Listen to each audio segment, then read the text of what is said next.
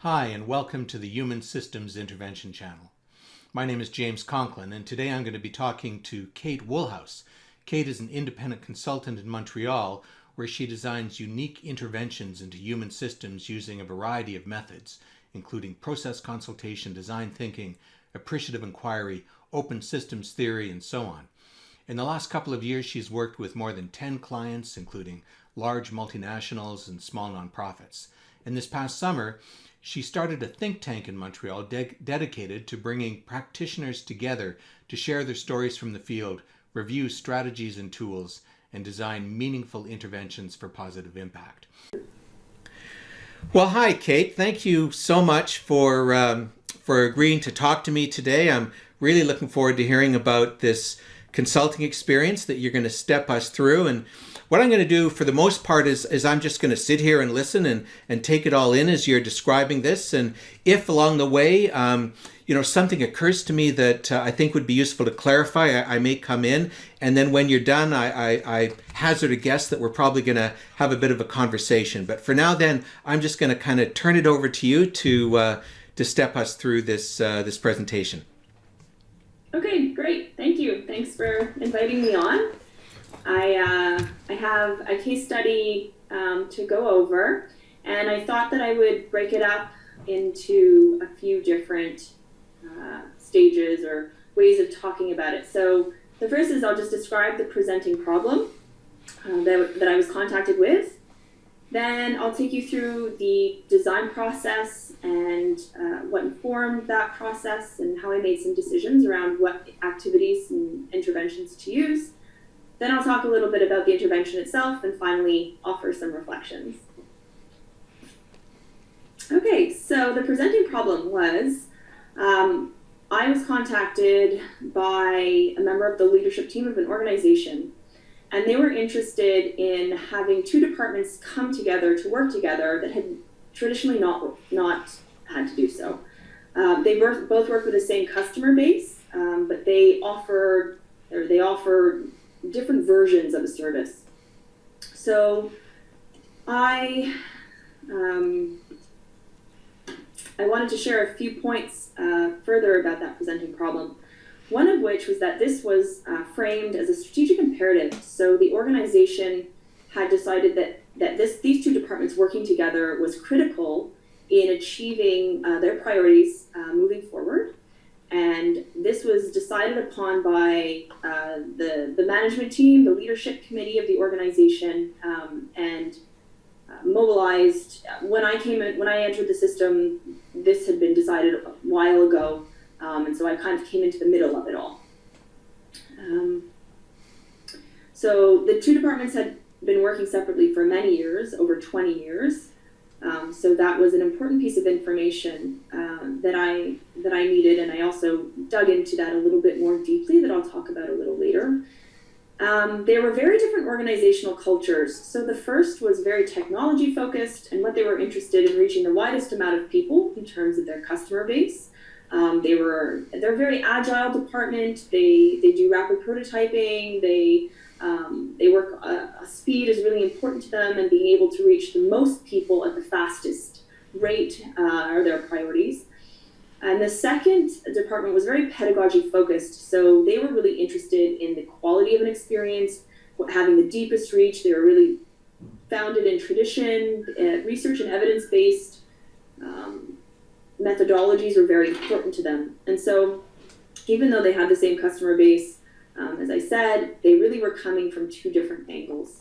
Kate, can I just ask, when you say that the second group was more interested in what you're referring to here as the deepest reach, the way that that's showing up for me is that I'm thinking, okay, on the one hand, the technology group want to reach a lot of people, whereas the pedagogy focused group would be content to reach fewer people, to go deeper with them in the kinds of interactions that they're having. Is that correct?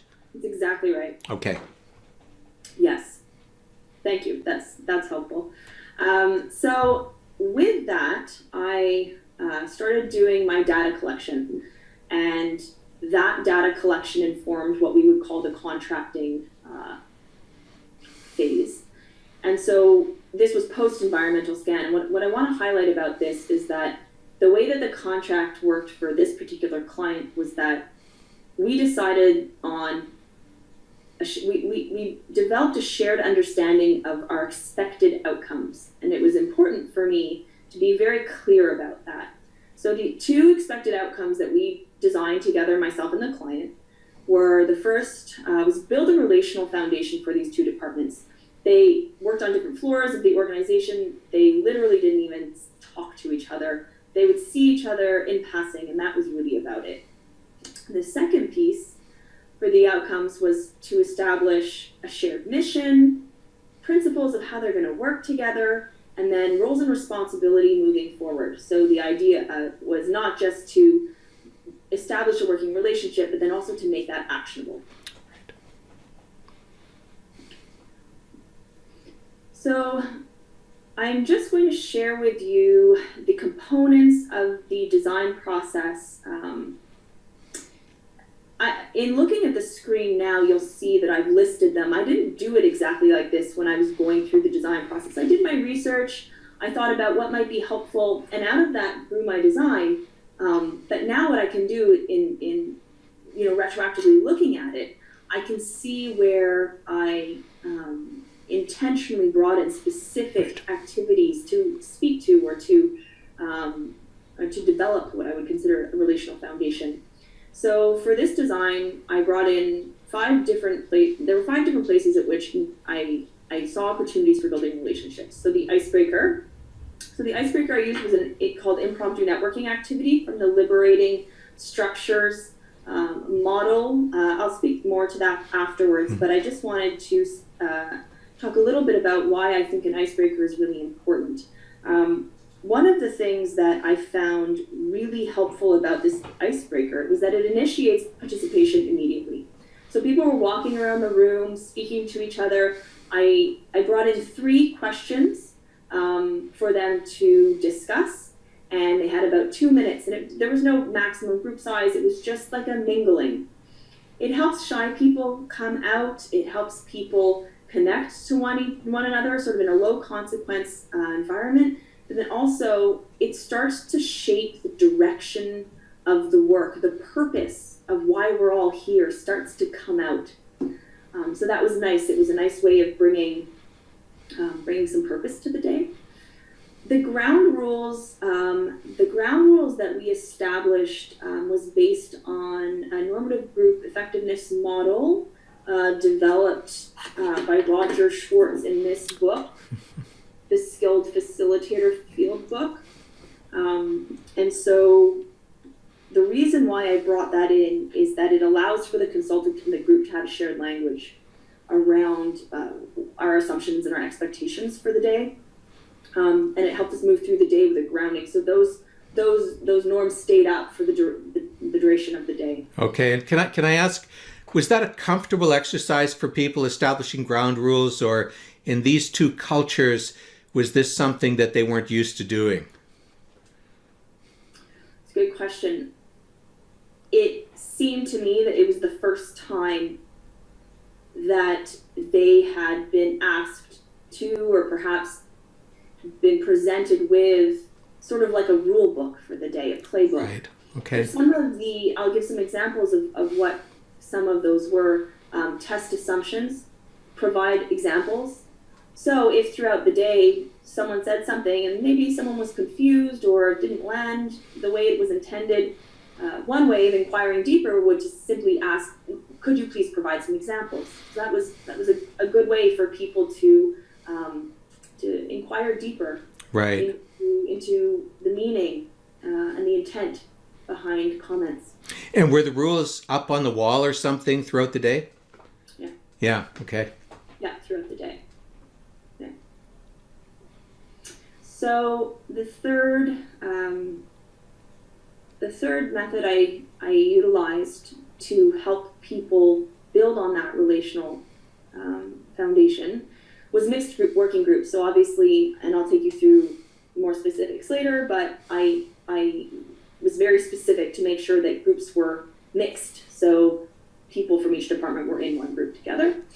Also, informal lunch, coming around food is always a good idea. At first, the suggestion was that it would be a half-day workshop, and I pushed, and it was a full day in the end, which was really helpful because it allowed us also to have more frequent informal moments for connection. So the lunch was really great, and then a sharing circle to close. So that was the time when everyone gets in a circle, which can be uncomfortable for people who never sit that way. And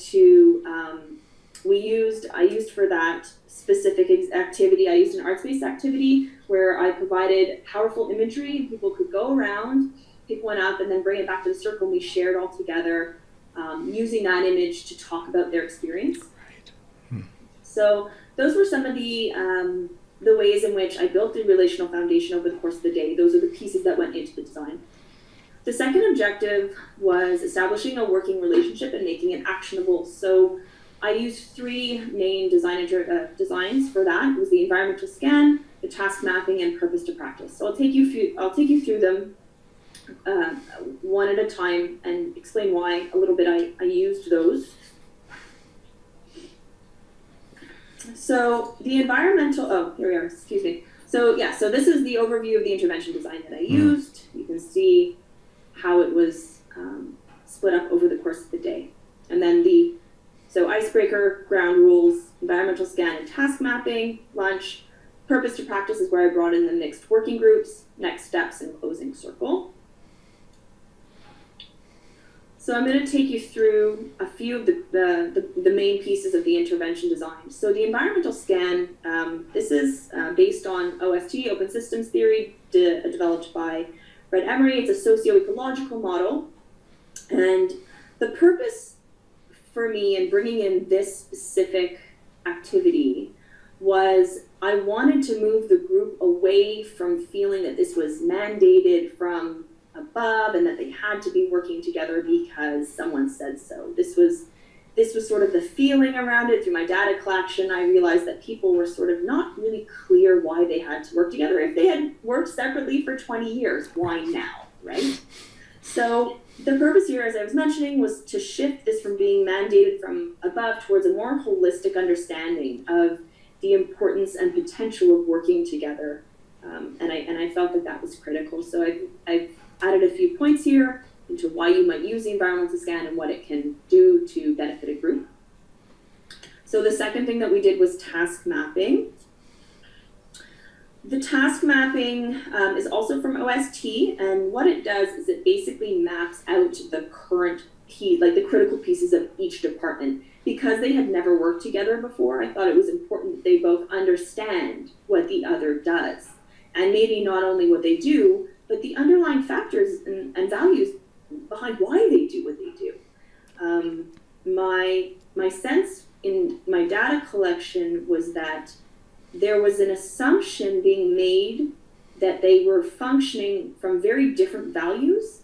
And I knew as a consultant, having spoken to many people, that actually wasn't the case. And so I wanted to offer them the chance not only to talk about what was important to them in their own departments, but then to share that out with the other team, with the other department. Right. So I asked them three main questions. What's your primary service offering? What are your underlying values? So what are the top values that drive what you do and are embedded into the culture of what you do? And then what's unique about what you do? Right. And so they went through independently, but then shared out those three pieces. And it was a rich conversation. It also, combined with the environmental scan, started to create what I might call like a call to action. People started to see this bigger picture, connecting dots, seeing opportunities of how they could both benefit each other. And that was a really interesting moment. I would say there was a sense of possibility that wasn't there earlier. It really sounds like, from the way that you're describing this design, that you created a process that would allow them to make these discoveries for themselves as the day moved forward. That was the idea. Right. That was certainly the idea. Yes. I'll leave it there for now. I want to say more, but I'm going to tie it in at the end. Sure. So yeah, I've just added a few dots here as to why you might use this task mapping activity. And you know, the third point, reveal commonalities. So what was really interesting actually about this activity too was that at the end, when they had looked at sort of what do we have in common, they also wanted to look at what we have that's different, which I wasn't expecting, but was really interesting. And the climate was not that seeing what we do that's different is bad or creates, you know, or reduces a need to work together. It sort of highlighted also a form of strength. We have this capacity that you don't, maybe you can use that in some way and vice versa. So the commonalities were important to see, but then out of that sort of organically came the ways in which they were different, which was really interesting too. So the purpose to practice activity is also from the liberating structures model. And so this is a very design thinking-esque practice. So it's 5 elements that the teams go through. So this is where the mixed work groups came in. So it's rapid, it's iterative, it's generative. And the way it works is like this. So there are 5 elements. There's a purpose, a principles, participants, structure, and practices. And this is how it works. So for 1 minute, everyone reflects on the question in the circle, starting with purpose. For 1 minute, you reflect alone. Then you have 2 minutes to reflect with a partner. Then you have 4 minutes to reflect in a quad. And then for 5 minutes, we share out. And you do that for each circle. So it creates a flow. And Kate, these were mixed groups? Yeah. Right. Yeah, these were mixed groups. What strength dialogic methodologies have, in my opinion, is that the conversations define the outcomes. And so one way in which this was generative was that by the time we reached, you know, the 5 minute share out for each element, these conversations had already had some refinement to them. And so they had already been distilled down to what people believed to be the strongest points there in that conversation. And so by the end of it, what we had was this co-created visual on the board where everyone could see this shared commitment or creation to something that didn't exist before. That was also, I think, empowering. Right. And were you the one who was noting things on the board? Yes. Right. Yeah. So I'm going to just go through now what we did at the end of the day. So after that was complete, just to move towards wrapping up the day and looking towards the next steps, I used this activity, which is also a liberating structures activity. So you do, it's the three whats: what, so what, now what. And the ladder of inference, which I think most people in HSI certainly are familiar with. So the what refers to specific, facts and observations. The so what are more about patterns and conclusions that people are starting to draw. And then the now what is, what actions make sense given this, given where we are, given what we've been through, what makes sense. So that was, I felt a strong activity to bring it together. Upon some further reflection, I would have liked more time for this activity, but it still worked in the time that we had. So that brings me to the last part of, I guess, this video, which is really for me, and my contribution was around the reflections. Mm-hmm. So I can maybe talk about a little bit of the reflections that I have at this point, and then maybe we'll do some questions. Sure, yeah. Okay. So I have 3 reflections here that I wanted to share.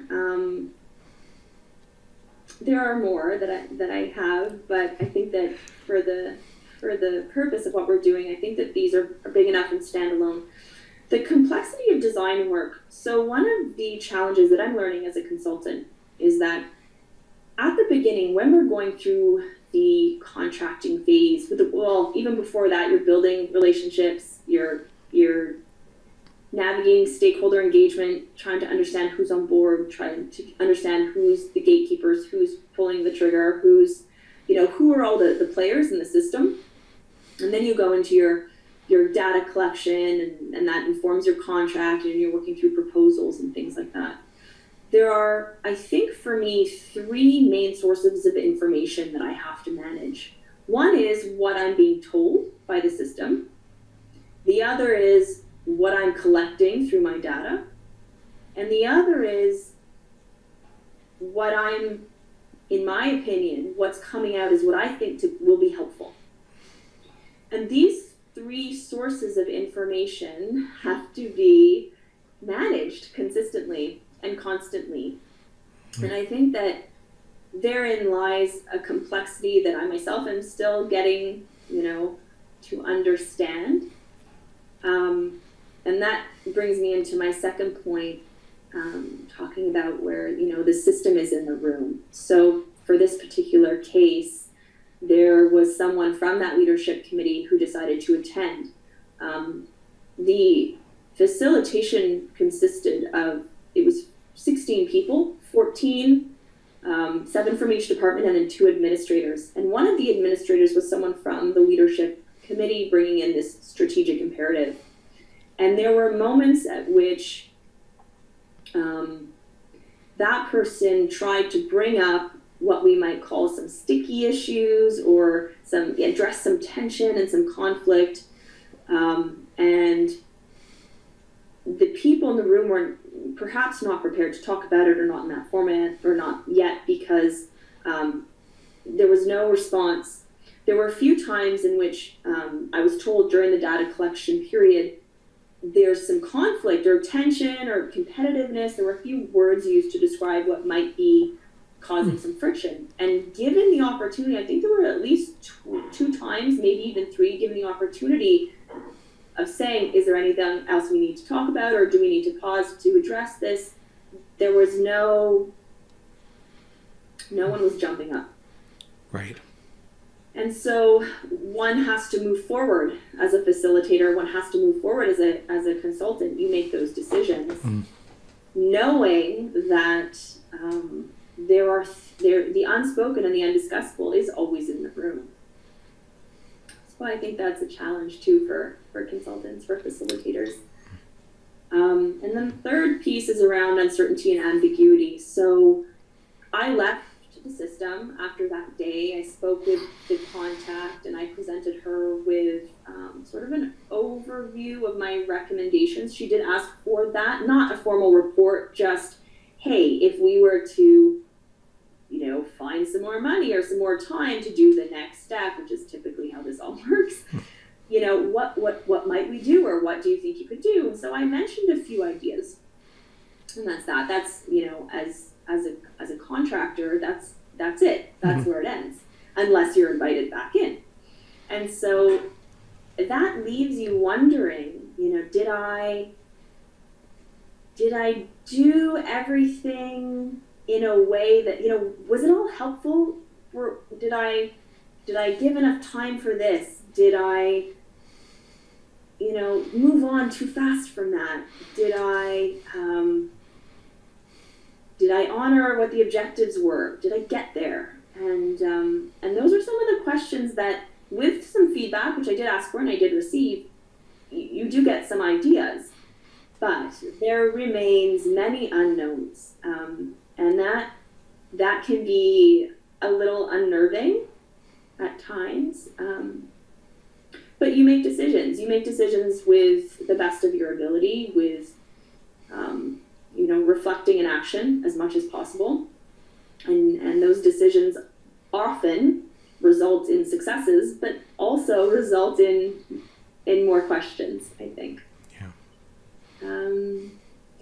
One other thing I wanted to say was the power for me of this case study, and one of the reasons why I wanted to share it, was that I felt that throughout the day, people came to a place of openness and willingness to share that was really exciting, I think, for both me and for the group.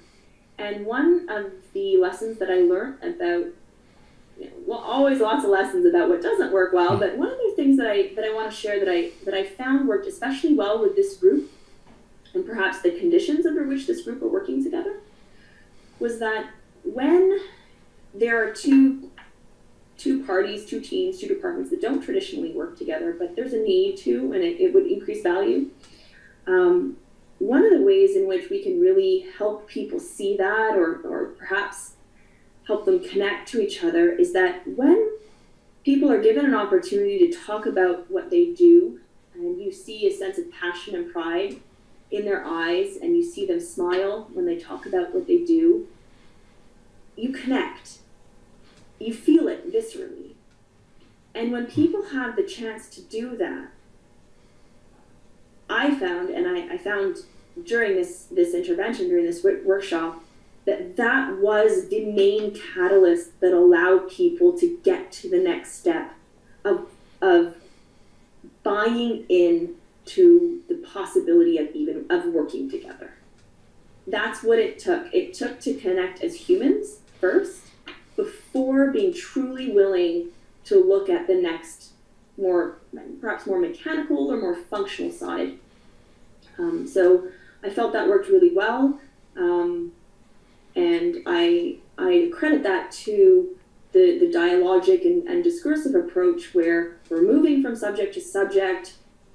We are building off one another. We are inquiring. We're bringing empathy. We're bringing curiosity. We're bringing a sense of this is a journey and we're here to discover. I think that setting the tone in that way and building the story around that is really successful with groups. Great, thank you. Well, I must say I've really enjoyed hearing about this particular case, and I love the way that you wrap things up just now. I do have a couple of questions, but I'm just going to start out by saying that I love the way that you talked about, here we have these two separate groups, and you made a point of saying that the extent of their separateness can be understood, perhaps in relation to the fact that they operate under different cultures. And so, if that is correct, then each group has its own norms, its own values that in turn gives rise to behavior.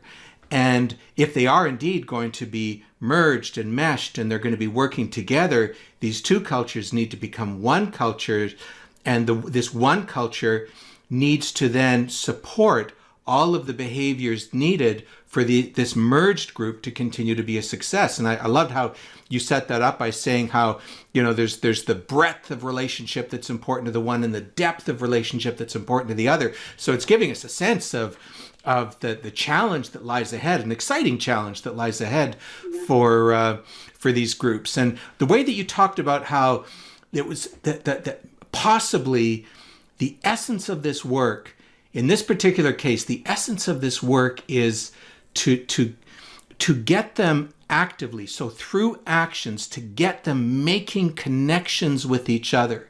I think, as you know, the work of Adam Kahane has been on my mind a little bit lately, and he makes this interesting distinction between power and love, where power for him, he's talking about making things happen and actualizing yourself and achieving your goals. That's how he uses power. And then love is about connection.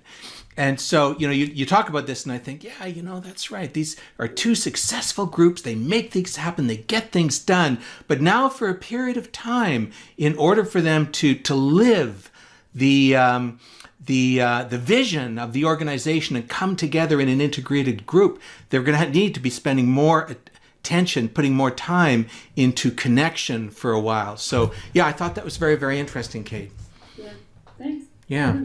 So one thing I'm curious about, maybe because I read the newspaper and this kind of thing is coming up in the paper a lot these days, is the presence, the role of power in this system and in the process that you help them through. So you gave some tantalizing hints that there was an administrator from each group present and that one administrator attempted to intervene in the process a few times in order to influence it in a certain way. And so I'm just curious, I don't mean to constrain how you might respond to this. I'm just curious about how you experienced the role of power in this system as you were working with it.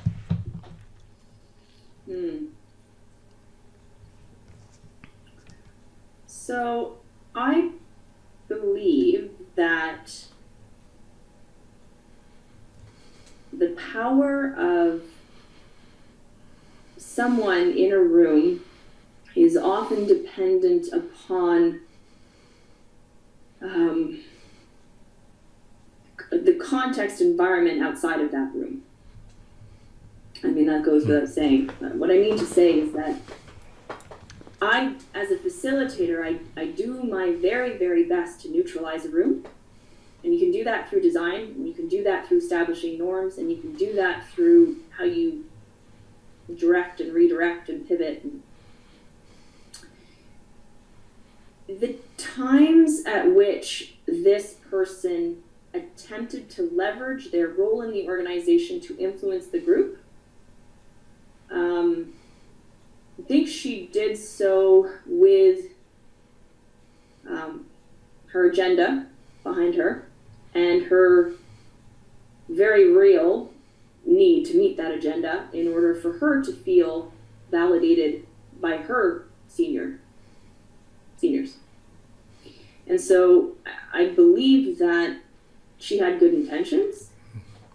I believe that she also was respected in the room. There were indicators that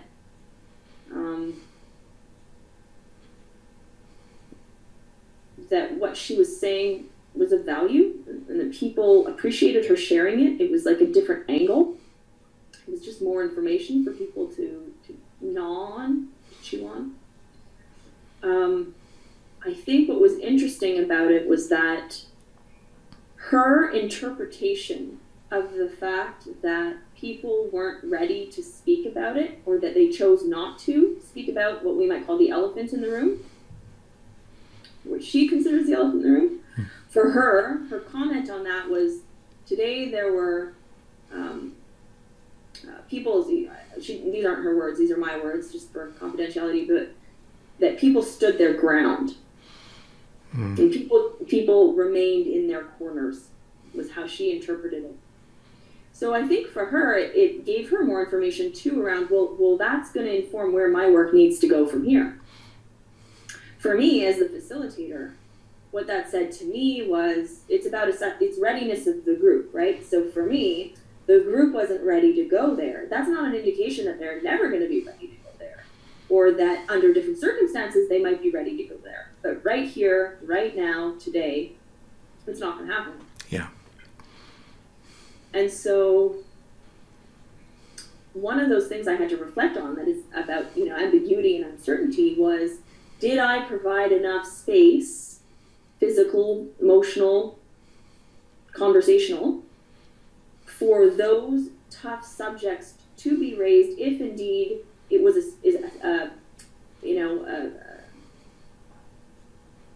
if they were going to come up, did I provide the space for them to come up? If they, Yes. And that's something that I can't really know at this time. Yeah.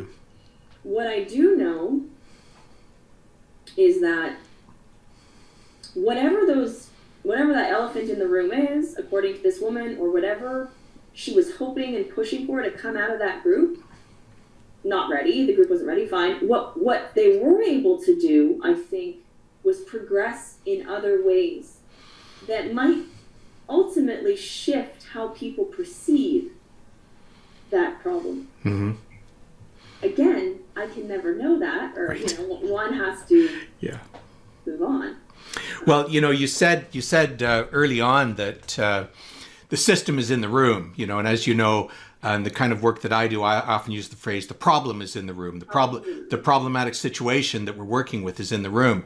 And another thing that we sometimes say in this kind of work is that we're this kind of work where we're often giving feedback to each other and encouraging members of a client system to give appropriate feedback to each other. We often say that feedback, of course, we should remember is mostly about the person giving the feedback. And so, one thing that comes up for me from this, and of course, I'll qualify this again by saying I don't know, of course, this just occurs for me as a possibility, that when you're saying that this particular administrator was saying people remained in their corners, a question goes through my mind to the effect of, and are you staying in your corner as well? And that would be to be expected, because they are all beginning this journey together. And so, the first step into the new is from the old. And so they're all in their corners to start with. And, I love hearing your reflections about this. Your responsibility, our responsibility is not to change them. That's not what we do. Our responsibility is to do our best to create the conditions for them to move forward with their change. I love those reflections of yours. So one last thing I'd like to ask you before we wrap this up, and that is that you work on this kind of thing. You invest a tremendous amount of time and energy in it, and then you go through. In this particular case, there was this day of people coming together and working together. And so I'm just sort of curious, like if this is a question that can be answered. 3 years from now, if I bump into you 3 years from now, and we're talking, and I say, "Hey, Kate, you remember you told me about that project 3 years ago, and it was so interesting to hear about that." And what now, looking back from 3 years, what is it that stays with you the most about that work that you did? So, if I was to ask you that 3 years from now, what do you think now might be that thing that would stay with you? Design, design, design. Yeah, okay. It's all about the design. Right.